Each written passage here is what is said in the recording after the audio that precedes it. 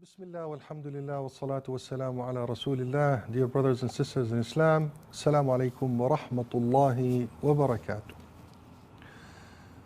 Alhamdulillah Rabbil Alameen, we are so blessed to have Ramadan in our lives.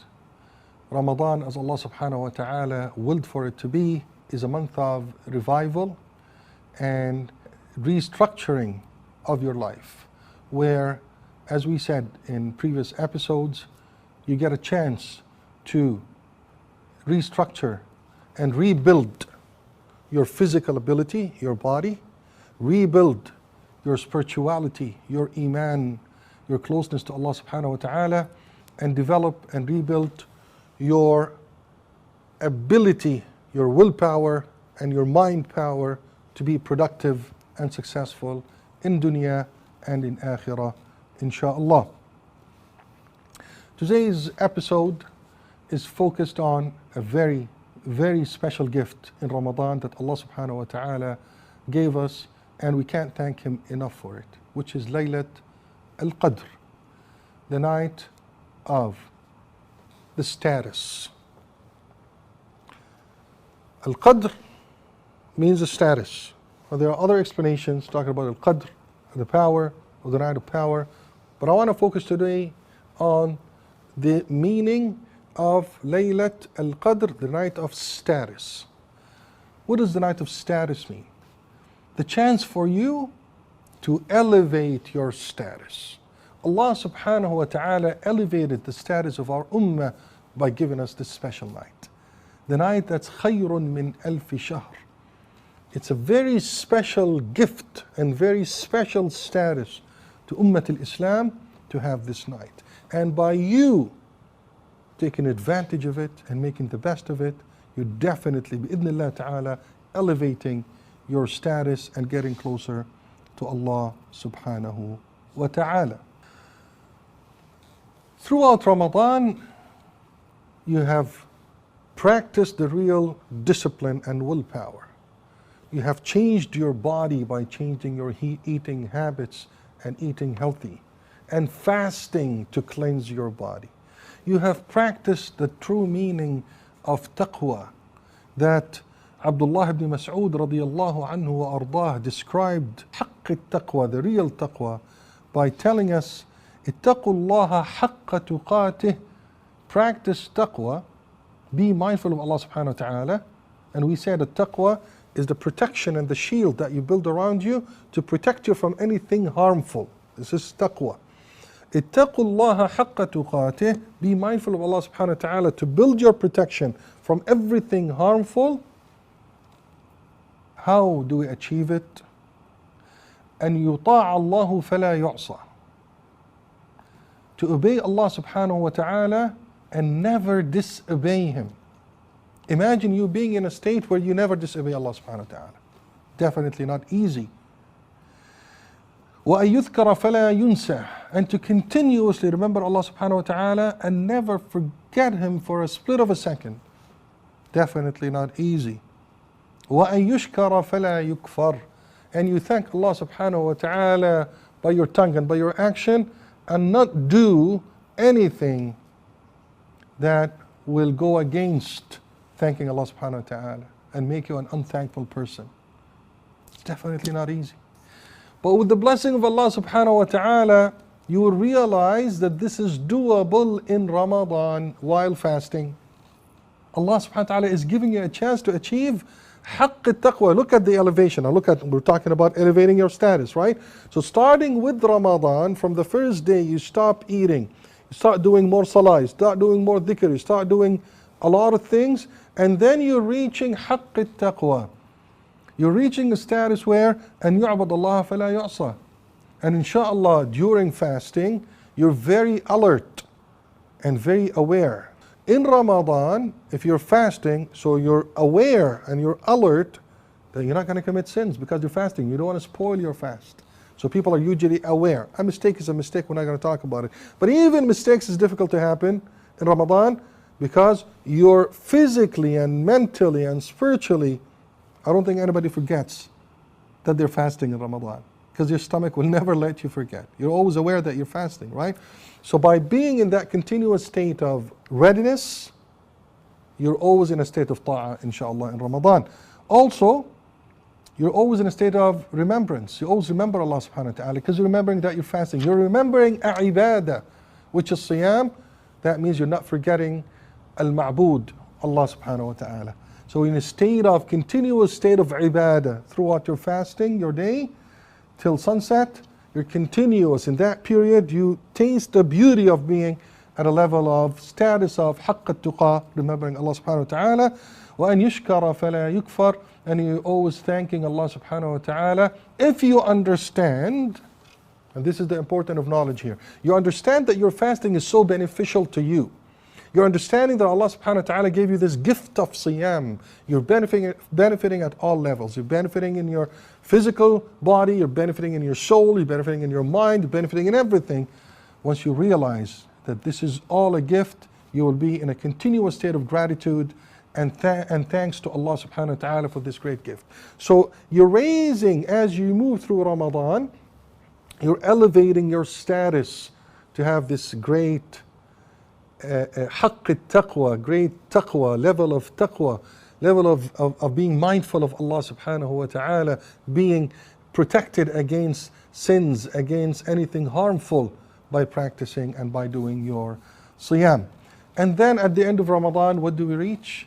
We reach, and as Muhammad sallallahu alaihi wasallam told us, it's anywhere in the last 10 days of Ramadan, Laylatu Alqadr, the night of status, as if you have reached the highest elevation, spiritual growth and development. عن أبي هريرة رضي الله عنه وأرضاه قال لما حضر رمضان قال رسول الله صلى الله عليه وسلم قد جاءكم رمضان شهر مبارك افترض الله عليكم صيامه تفتح فيه أبواب الجنة وتغلق فيه أبواب الجحيم وتغل فيه الشياطين فيه ليلة خير من 1000 شهر من حرم خيرها فقد حرم. Rasulullah telling us at the beginning of Ramadan, Ramadan came, Ramadan arrived. And this blessed month, it's a blessed month where Allah subhanahu wa ta'ala has written upon you to fast in it, and in it the gates of heaven will open and the gates of hell will close, and in it shayateen will be chained. So Allah subhanahu wa ta'ala will also help you by putting aside the waswas, shaitan al-rajim, the challenges, to help you grow. So He's taken away some of the challenges that you have no control over to help you develop and grow. In it, there is Layla khayrun min alfi shahr, a night that's better than 1,000 nights. If you, and listen to this and listen well, if you miss the khayr in this night, you have missed a lot.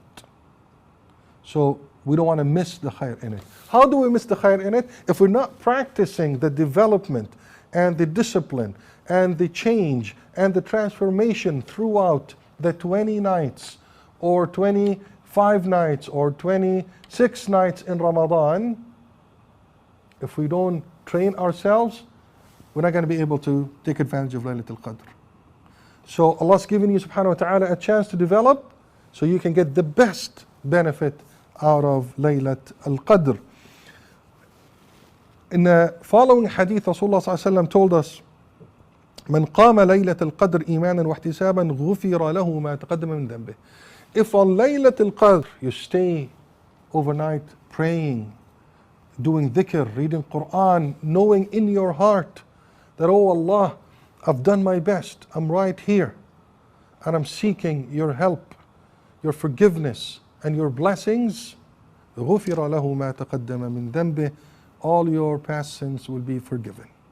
This is how great and bountiful this night from a great Lord, Allah subhanahu wa ta'ala, granting us His mercy and blessings and giving us a chance to reset our life. It's a real chance to reset your life, to come out of it clean and sinless.